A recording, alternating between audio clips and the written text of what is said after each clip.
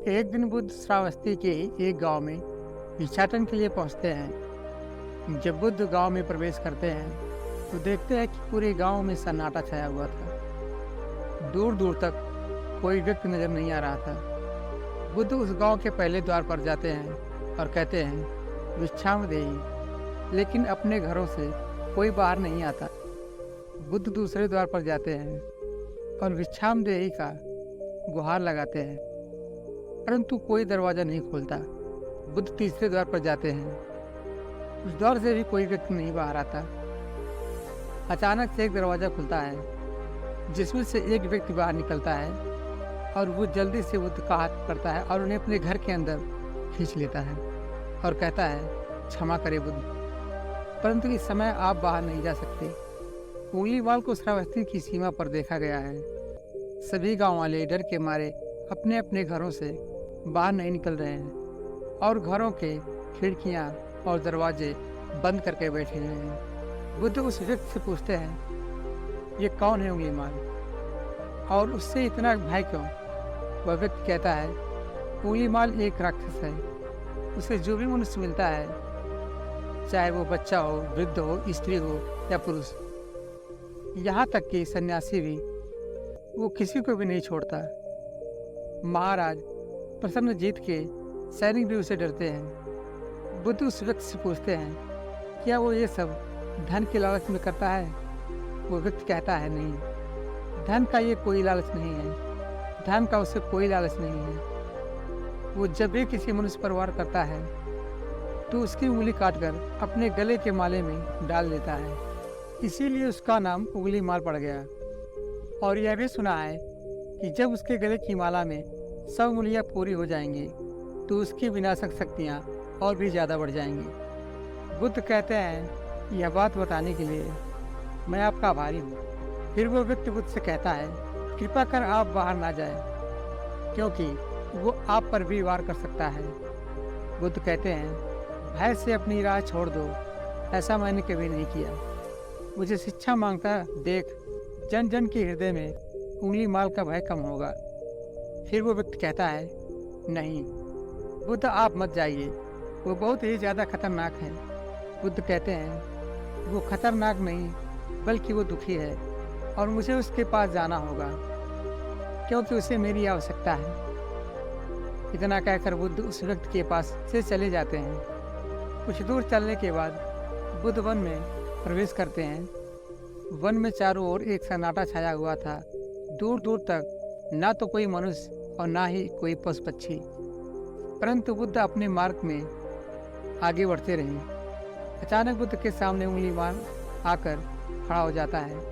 उसका रूप इतना डरावना होता है कि कोई भी व्यक्ति उसे देखकर ही भयभीत हो जाए। उसके गले में उंगलियों की माला होती है, चेहरा और हाथ रक्त से सने होते हैं और शरीर बलशाली होता है।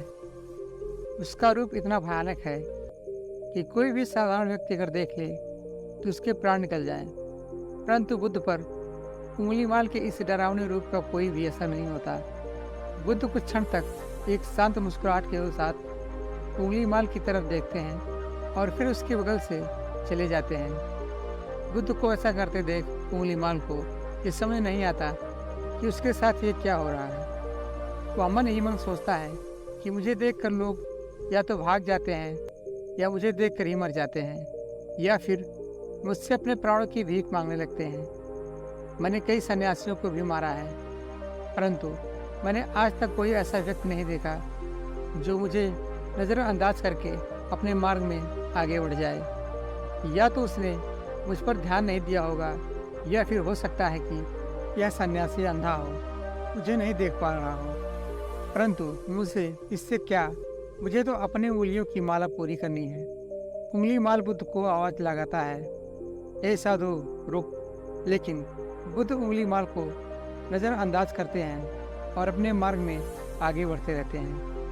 उंगलीमाल और ज़्यादा क्रोध में भरकर बुद्ध को आवाज़ लगाता है ए साधु रुक जा। फिर भी बुद्ध उंगलीमाल को फिर से नज़रअंदाज करते हैं और अपने मार्ग में आगे बढ़ते रहते हैं। उंगलीमाल तीसरी बार बहुत ही ज़्यादा क्रोध में आवाज़ लगाता है ऐ साधु रुक। तब बुद्ध रुकते हैं उंगली माल बुद्ध के पास जाता है और कहता है, मेरे आदेश देने के बाद तू रुका क्यों नहीं? बुद्ध कहते हैं, मैं तो बहुत पहले ही रुक चुका हूँ, तुम ही चलते जा रहे हो। उंगली माल ये समझ नहीं पाता कि बुद्ध क्या कह रहे हैं, परंतु वो इतना जरूर समझ जाता है कि सामने खड़ा व्यक्ति मुझसे थोड़ा भी डर नहीं रहा है। उंगली माल बुद्ध को डराने के लिए चिल्लाकर पूछता है, ए साधु, तुझे मुझसे भय नहीं लग रहा? मैं आदि मानव हूँ। बुद्ध कहते हैं, नहीं, तुम मानव हो। बुद्ध की यह बात उंगली माल के हृदय पर लगती है।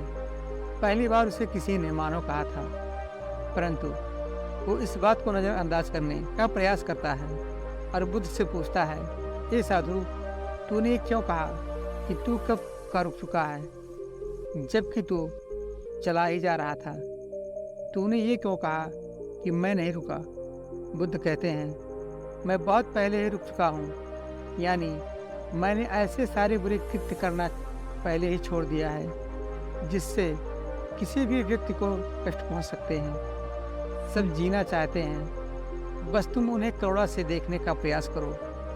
बुद्ध के ये शब्द दोबारा से उंगली माल के हृदय पर चोट करते हैं, परंतु वह दोबारा से बुद्ध की बातों को नज़रअंदाज करने का प्रयास करता है और इस बार वह और क्रोध में भरकर बुद्ध की गर्दन पर अपनी कटारी रख देता है, जिससे वो लोगों की हत्या किया करता था, और बुद्ध से चिल्लाकर कहता है, नहीं, मानव में ना तो प्रेम है और ना ही करुणा, सिर्फ छल और कपट है। इसीलिए मैं सबकी हत्या करता हूँ और किसी को जीवित नहीं छोड़ूंगा। बुद्ध कहते हैं, तुम्हें लोगों ने बहुत दुख दिया है। उंगली माल क्रूरता मनुष्य अज्ञान के कारण ही करता है। ईर्ष्या, द्वेष, मोह, माया, ये सभी अज्ञान की संतानें हैं, परंतु वो व्यक्ति ही है जिसमें दया, करुणा, सद्भाव और समझ का उदय भी होता है। उंगली माल, यदि इस जीवन में क्रूर और निष्ठुर लोग हैं तो दयावान भी हैं। बस तुम्हें अपनी आंखों से इस अंधेपन की इस पट्टी को हटाना होगा जो तुम्हें केवल बुराई ही दिख रहा है। तीसरी बार बुद्ध के शब्दों को सुन उंगली माल का खुद पर ये संयम हट जाता है। उसे समझ नहीं आता कि पहली बार उसे अपना आपा इतना कमज़ोर क्यों महसूस हो रहा है। वह कोशिश तो करता है क्रोध करने की, परंतु नहीं कर पाता। वो बड़ी हिम्मत जुटाकर क्रोधित होने का नाटक कर बुद्ध से कहता है, तुम और व्यक्तियों के जैसे नहीं हो। बुद्ध कहते हैं, मैं हर व्यक्ति जैसा ही हूँ, बस जागृत हूँ और यह सिद्ध कर रहा हूँ कि हर व्यक्ति में जागने की क्षमता है। मेरा मार्ग क्रूरता को दया में परिवर्तित करता है। उंगली माल, तुम अनजाने में घृणा के पथ पर हो, बस इस क्षण रुक जाओ। तुम्हारे भीतर भी ये क्षमता है, तुम दया और करुणा के पथ पर चल सको।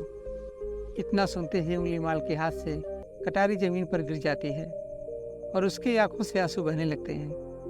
भला कोई कब तक बुद्ध को अनदेखा करेगा? उंगली माल रोते हुए बुद्ध से पूछता है, क्या आप वही हैं जिन्हें लोग बुद्ध कहते हैं, जो लोगों की मुक्ति के मार्ग पर चलना सिखाते हैं? फिर बुद्ध कहते हैं कि हाँ, मैं वही हूँ और तुम्हें भी मुक्ति के मार्ग पर ले जाना चाहता हूँ। उंगली माल कहता है, परंतु मैं अब बहुत दूर निकल गया हूँ। मैंने बहुत हत्याएं करी हैं और बहुत पाप किया हूँ। मैं अब चाहकर भी वापस नहीं लौट सकता और मेरा वापस लौटना अब असंभव है। बुद्ध कहते हैं, असंभव कुछ भी नहीं, जब जागो तभी सवेरा है। उंगली माल कहता है, मैं अब पुनः जीवन की ओर नहीं मुड़ सकता, बहुत देर हो चुकी है। बुद्ध कहते हैं, तुम में इतनी चेतना है कि तुम जानते हो कि जो तुमने अब तक किया वह बुरा था। इसका अर्थ यह है, तुम जानते हो कि क्या अच्छा है और क्या बुरा है। उंगली माल, जिस दिन से तुमने अच्छा कार्य करना शुरू कर दोगे, उस दिन से तुम्हारा एक नया जीवन शुरू हो जाएगा। फिर उंगली माल कहता है, मैं कितने भी अच्छे कार्य क्यों ना कर लूँ, परंतु लोग मुझे उसी दृष्टि से देखेंगे और मुझे चैन से जीने नहीं देंगे।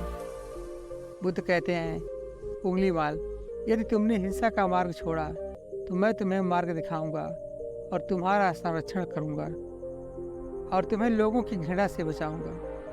बस पहला कदम तुम्हें ही उठाना होगा। उंगलीमाल पूछता है, क्या ये हो सकता है? बुद्ध कहते हैं, अवश्य हो सकता है। तुम में असामान्य बुद्धि है। उंगलीमाल, तुम परम सत्य के पथ पर बहुत आगे जाओगे। उंगलीमाल रोते हुए बुद्ध के चरणों में गिर जाता है और कहता है, मैं आपको वचन देता हूँ कि मैं आज से सारे बुरे कृत्य करना छोड़ दूंगा और आपके पीछे करुणा के पथ पर चलना सीखूंगा। कृपया कर आप मुझे अपना शिष्य बना लीजिए। बुद्ध कहते हैं, मैं किसी को अपना शिष्य नहीं बनाता, बल्कि व्यक्ति स्वयं मेरे संग से जुड़ जाता है। उंगलीमाल उसी समय बुद्ध का भिक्षु बन गया। यहाँ पर एक बात समझना जरूरी है कि बुद्ध किसी को भी अपना शिष्य या भिक्षु नहीं मानते थे। जो भी व्यक्ति उनके साथ जुड़ता था वो उसे केवल मार्ग दिखाते थे और वो उस मार्ग पर चलता था। भिक्षु और शिष्य शब्द केवल संघ से जुड़ने वाले लोगों की पहचान होती है। तो कहानी में आगे बढ़ते हैं। फिर बुद्ध का भिक्षु बनने के बाद उसका नाम अहिंसक पड़ जाता है। फिर बुद्ध ने जैसा उसका नाम रखा था और वो ठीक वैसा ही बन चुका था। जब अहिंसक प्रथम बार अन्य भिक्षुओं के साथ एक गांव में भिक्षाटन के लिए जाता है तो गांव के कुछ लोग उसे बदला लेने के लिए उसे लाठी डंडों से पीटने लगते हैं। और जब ये बात बुद्ध को पता चलती है तो वे तुरंत उसे बचाने के लिए उसके पास पहुंचते हैं और अपने शरीर को उन लाठी डंडों के बीच में ले आते हैं। बुद्ध को देखकर डंडे और पत्थर मारना बंद कर देते हैं। सभी लोग बुद्ध से कहते हैं, बुद्ध, क्यों आप इस हत्यारे उंगलीमाल की रक्षा कर रहे हैं? ना जाने कितने लोगों की जानें ली हुई है। बुद्ध कहते हैं, अब यह उंगलीमाल नहीं है, बल्कि इसका नाम अब अहिंसक है। अब यह आप ही की तरह एक मानव है। वे गांव वाले कहते हैं, ऐसा आदमी कभी नहीं बदल सकता। बुद्ध कहते हैं, यह बदल चुका है, बस आप सब लोग इसे अपनी पुरानी दृष्टि से देख रहे हैं। यदि यह उंगलीमाल होता तो क्या आप में से किसी में भी इतना साहस होता कि कोई इसे एक उंगली भी लगा सके? आपका हर वार खाता रहा और क्या उसने आप पर भी पलट कर वार किया? लोगों ने कहा, नहीं। क्या ये परिवर्तन आपको नहीं दिख रहा? आज इसने अपना लहू बहाकर अपने सारे बुरे कृत्य धो डाले। आप लोगों के द्वारा इतना मार खाने के बाद भी इसकी आंखों में आपके लिए क्रोध नहीं है। क्या यह बदलाव आपको नहीं दिख रहा? ये तो बदल गया, परंतु आप कब बदलोगे? इतने में ही उन गांव वालों में से एक स्त्री कहती है, यह परिवर्तन मैंने स्वयं देखा है। वो स्त्री गांव वालों से कहती है, आप में से कौन ऐसा है जो दूसरों के दुख में दुखी हो, दूसरों की पीड़ा सहन ना हो तो उसे हर प्रकार की सहायता प्रदान करें? और ऐसा एक भिक्षु ने किया है। और वो 2 दिन पहले एक व्यापारी अपनी पत्नी को लेकर जा रहा था और उसकी पत्नी प्रसव पीड़ा से व्याकुल थी। तब मैं पास से ही गुजर रही थी। मैं भी दौड़ी दौड़ी गई। उस स्त्री की पीड़ा बढ़ती जा रही थी। घना जंगल होने के कारण उसे कहीं ले जाया भी नहीं जा सकता था। तभी यह भिक्षु वहाँ आ पहुँचा और उसने मुझसे पूछा कि क्या हुआ बहन। मैंने इसे बताया कि यह स्त्री प्रसव पीड़ा में है और इस घने वन में हम कुछ भी नहीं कर पा रहे। कब तक यह कष्ट भोगेगी? कहीं इसके और इसके बच्चे के प्राण ना चले जाएं। लेकिन इस भिक्षु ने मुझसे कहा कि ऐसा नहीं होगा। मैं अभी अपने गुरु के पास जाऊंगा, वे अवश्य ही कोई मार्ग दिखाएंगे। इतना कहकर ये भिक्षु दौड़कर वहाँ से चला गया। बुद्ध कहते हैं कि फिर व्यथित हो अहिंसक मेरे समझ आया और मेरे पैरों में गिरकर मुझसे कहने लगा, बुद्ध, एक स्त्री गहन प्रसव पीड़ा में है। उसकी पीड़ा बढ़ती जा रही है। कहीं माँ और बच्चे को कुछ हो ना जाए। ये सब सुनकर बुद्ध ने कहा कि दौड़ कर जाओ और उसे कहो, बहन, जिस दिन से मेरा जन्म हुआ है मैंने जानबूझकर किसी भी प्राणी को कष्ट नहीं पहुंचाया है। मेरे सत्कर्म तुम्हारा सुरक्षा कवच बने और आपकी और आपके शिशु की रक्षा करें। अहिंसक ने मुझसे कहा, परंतु यह तो असत्य होगा। बुद्ध, सत्य तो यह है कि मैंने आज तक बहुत से प्राणियों को कष्ट पहुंचाया है। यदि मैंने ऐसा कहा तो वे माता और शिशु प्राण त्याग देंगे। फिर बुद्ध ने कहा, तो तुरंत जाओ और उस स्त्री से कहो, 5 दिन से मेरा एक नया जन्म हुआ है। मैंने सभी बुरे कृत्यों को त्याग दिया है और उस दिन से मैंने किसी भी प्राणी को कष्ट नहीं पहुंचाया। और मेरे सत्कर्म आपका सुरक्षा कवच बने और आपकी और आपके शिशु की रक्षा करें। फिर अहिंसक ने बुद्ध से पूछा कि क्या मेरे सत्कर्म उन्हें बचा लेंगे? बुद्ध ने कहा कि अवश्य। या तुम्हारी अपनी कमाई है, या तो तुम उसे अपने लिए बचा कर रखो या फिर किसी पराये पर खर्च करो। और वो उसी समय उसी स्त्री और उसके शिशु की जान बचाने के लिए वहाँ चला आया। वह स्त्री कहती है कि हाँ, यह बिच्छू दौड़ कर वहाँ आया और अभी भी वो स्त्री गहन पीड़ा से जूझ रही थी। इसने अपने दोनों हाथ जोड़े और आंखें बंद करके कहने लगा, बान, जिस क्षण से मैं भिक्षु बना हूँ, उस क्षण के बाद मैंने कोई भी ऐसा कृत्य नहीं किया जिससे किसी भी प्राणी को कष्ट पहुँचे। मेरे सत्कर्म आपके लिए सुरक्षा कवच बने, आपकी और आपके शिशु की रक्षा करें। और इतना कहते ही उस स्त्री ने अपने बच्चे को जन्म दे दिया। फिर बुद्ध कहते हैं कि दूसरों के दुख से दुखी होने वाला यह व्यक्ति अहिंसक कैसे किसी को दुख दे सकता है?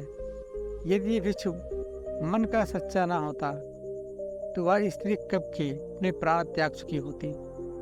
फिर अहिंसक ने बुद्ध से कहा कि इन्हें मत रोकिए बुद्ध, इन्हें मारने दीजिए और तब तक मारने दीजिए जब तक कि इनके मन का क्रोध शांत ना हो जाए। फिर बुद्ध अहिंसक से कहते हैं, कर्म और गुणों के भंडार हो तुम। आज तुमने अपने नाम अहिंसक को सिद्ध कर दिया। बुद्ध और उस स्त्री की बात सुन वे सभी गांव वाले कहते हैं, आप सही कह रहे हैं बुद्ध, अहिंसक बदल चुका है और हमसे ही देखने में भूल हो गई। लोग सोचते हैं कि उन्होंने बहुत सारे गलत काम किए हुए हैं। अब इन गलत कामों को सुधारने के लिए कोई भी विकल्प नहीं है। इस पर गौतम बुद्ध कहते हैं कि चाहे आपने अब तक कितने भी बुरे कर्म क्यों ना किए हों, लेकिन अगर आप एक विचार को अपने मन में लाते हैं कि अब मुझे कुछ सही करना है, तो वही विचार आपके रूपांतरण का कारण बन सकता है। पर सबसे ज़रूरी बात यह है कि क्या आप पहला कदम उठाने के लिए तैयार हैं। दोस्तों, यह कहानी आपको कैसे लगी नीचे कमेंट बॉक्स में हमें यह जरूर बताएं। और इससे कुछ सीख मिली हो आप इस वीडियो को एक लाइक करके चैनल को सब्सक्राइब जरूर कीजिएगा। धन्यवाद।